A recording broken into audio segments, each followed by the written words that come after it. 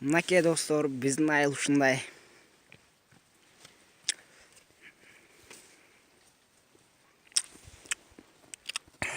Bratanya, ушунча күндөн бери тамак жейлик мен берчи. Sen kimsin? Берерчи. Берчи. Мен курсамашты. Otur şunu Meli, otur. Ne? Ya astarak desene. Курсагасың.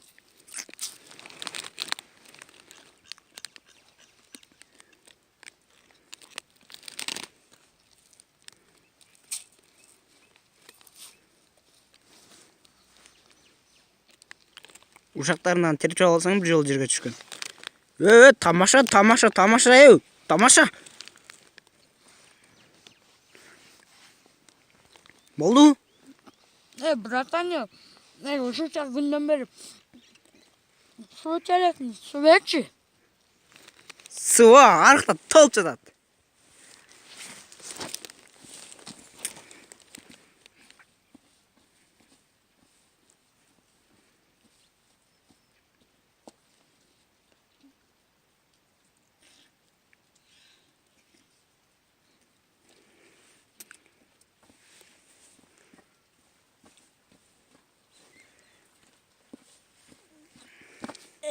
Братanya, рахмат де, майли.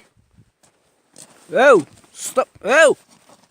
Эрке. Братanya. Азыр эле тамак жейле келем кой.